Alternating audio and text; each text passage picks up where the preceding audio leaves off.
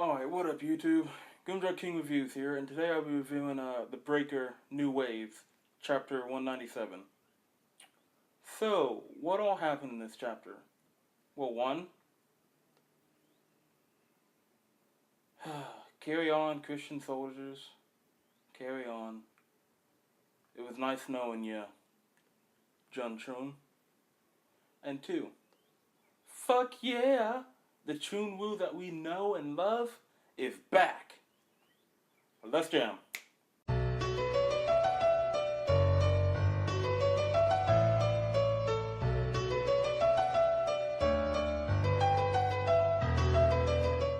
Okay, so this chapter opened up where the last chapter left off, with Chun bleeding after being poisoned by Chun Myung.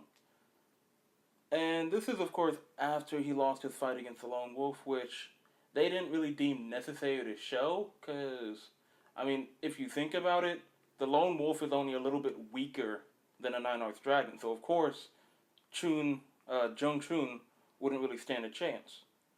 So, this picks up from where it left off last chapter, with him managing to get away, but him starting to bleed from like the nose and mouth. And as Jung Chun falls toward the ground, we're pretty much shown his modus operandi, his reason for what he's doing.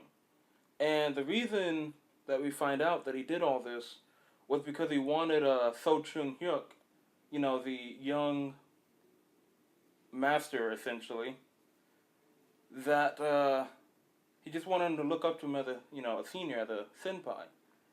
Because this entire time he's been worried that, So Chun would get, big-headed about the fact that he was the heir to the Moon clan. And, just as he's about to pass out and, die, guess who shows up? I'll give you a hint. It has to do with what I just said about So Chun. If you guess So Chun, then you would be correct.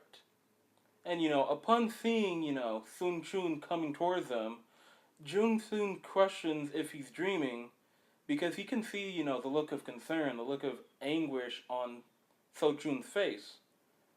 And, of course, this is pretty much shown because, So Chun is freaking out, because all he can see of, Jung Chun is that he's, bleeding, he looks really pale, he looks really weak, and he even offers to, like, call the Korean equivalent of 911, to come help.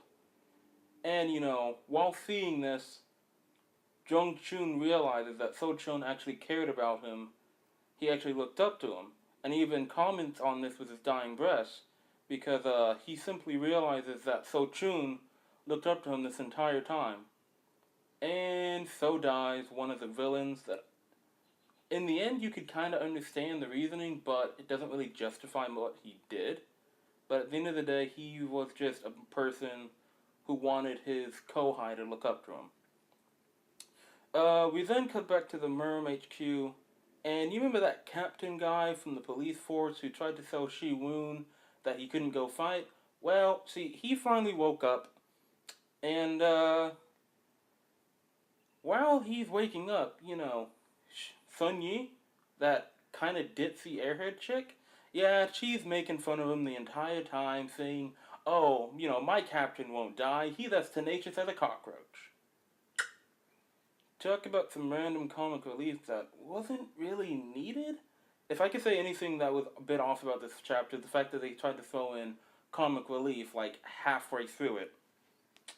So, after this short scene, we are then taken to, the location of the Nine-Arched Dragons and Shi Woon's battle, and as expected, the place is swarming with cops, and Chun Woo is nowhere to be seen. Like, nowhere. All you see is the craters and the cops.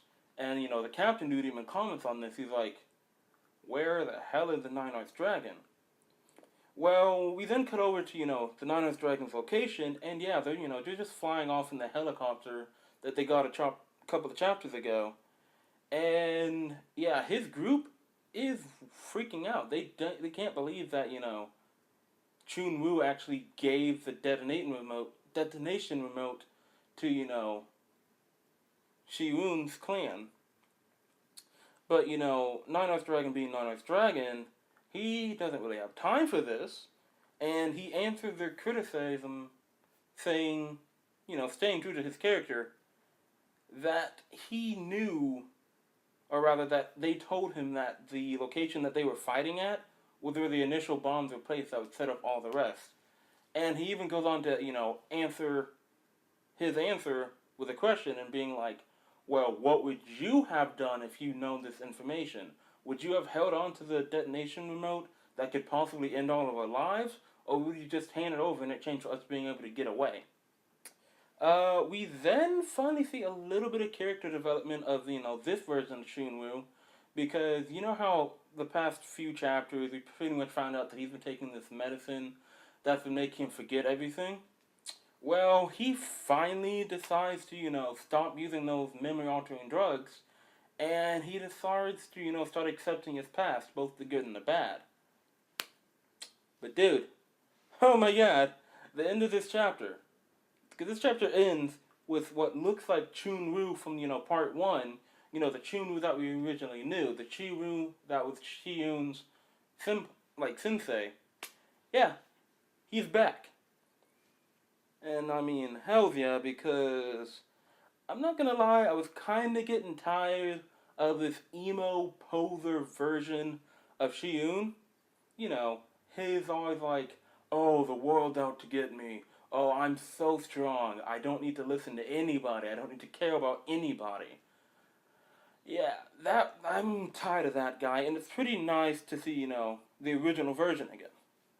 The reason, I believe that he's coming back is because, the last few chunks of panels is pretty much Shiwu, Chunwu, reminiscing about his past, and it ends with his love interest from, part one, and Shiyun, being in his mind, and he even smiled at that. And to further, enforce this fact, he then goes on, he's also saying that, he's going to wait for Shiyun to, get up to his level. He's going to wait for him to get stronger, and he ends this by saying, the best way to appreciate the time we spent together, Shiyun. And man,